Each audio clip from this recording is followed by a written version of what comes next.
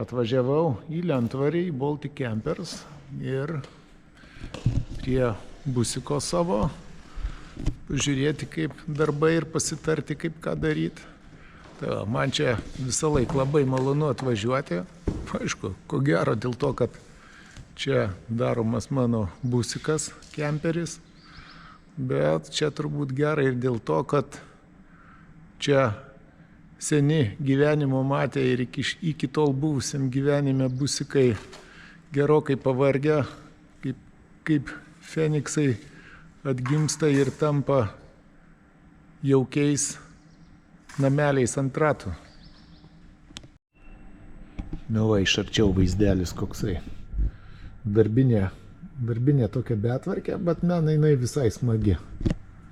Tai va. Šviežio vandens bakas ir boileris. Toliau naujas, ką tik atvežtas.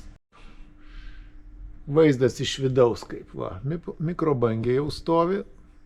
Tai va, šaldytuvų vieta po apačia, bet čia dar trūksta. Va, čia stalas bus. Šalia rozečių blokas. Tai va, kaip atrodo viskas. Apsitarėm su Sergejum, kur ką statysim.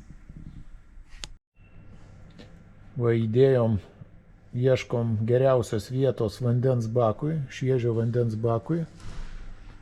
Ir, taip sakant, ar tilps dar vienas toks bakas, kad turėtų 100 litrų vandens.